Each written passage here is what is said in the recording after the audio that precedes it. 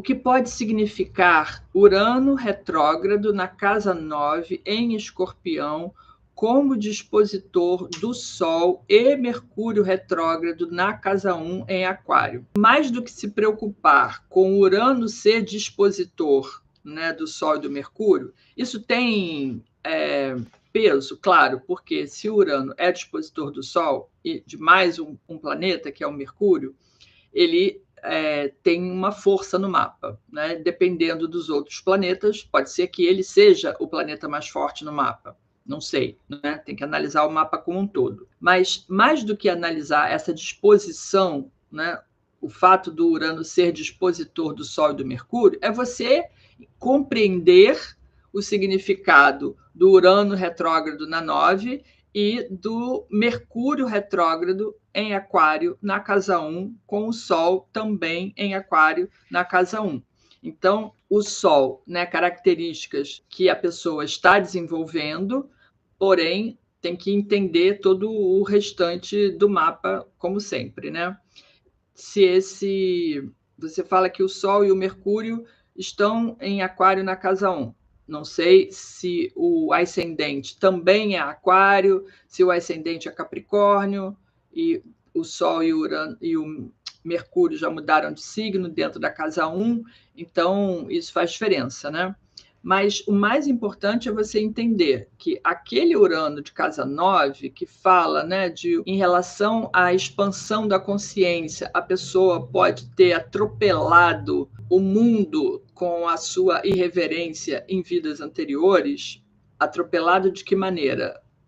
Tentando romper com todas os dogmas, todas as leis que existiam na época, querendo sempre criar uma certa anarquia e provavelmente conseguindo criar essa anarquia em vidas anteriores, e com isso pode ter gerado muito conflitos com pessoas. Afinal de contas, um Mercúrio retrógrado fala de karmas de relacionamentos, não necessariamente relacionamentos afetivos, tá? Pode ser também, já que se ele está na casa 1, isso acaba afetando todas as áreas, né, da vida da pessoa.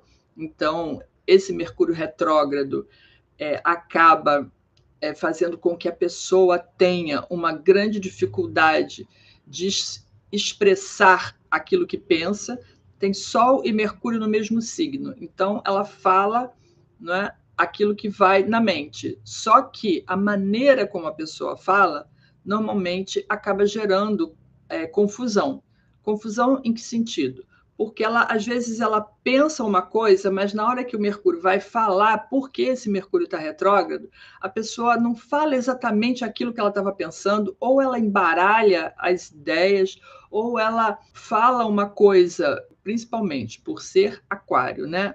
Ela fala uma coisa que só ela consegue compreender, que às vezes está muito visualizando o futuro, né? Ela enxerga umas coisas que as pessoas não enxergam, aí ela vai, fala, solta aquilo assim, fora da hora, às vezes até meio que parecendo fora de contexto, as outras pessoas não conseguem entender o que ela disse, aquela mensagem, e isso acaba gerando inúmeros conflitos.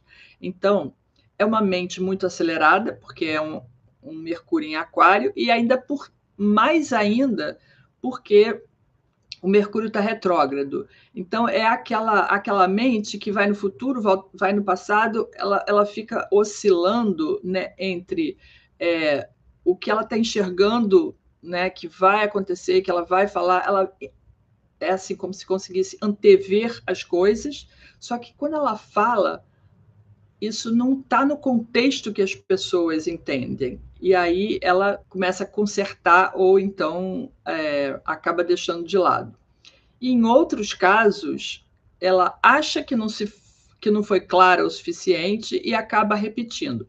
Se bem que eu acho meio difícil isso acontecer por causa do signo de Aquário, porque o signo de Aquário, um Mercúrio em Aquário já é mais ou menos impaciente com a lerdeza de pensamento das outras pessoas, né?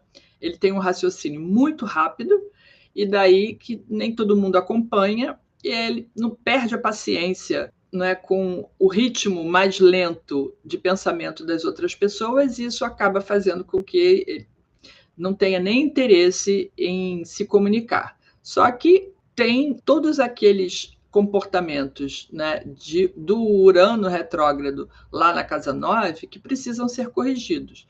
Então, a questão aqui é conseguir equilibrar essa mente de uma maneira que a pessoa consiga estabelecer contato, relacionamentos, diálogo com as outras pessoas sem rechaçar as crenças das outras pessoas, porque as nossas crenças estão lá na casa 9, né? Sem botar abaixo as crenças das outras pessoas e tentando conciliar para corrigir aquele Urano retrógrado da casa 9.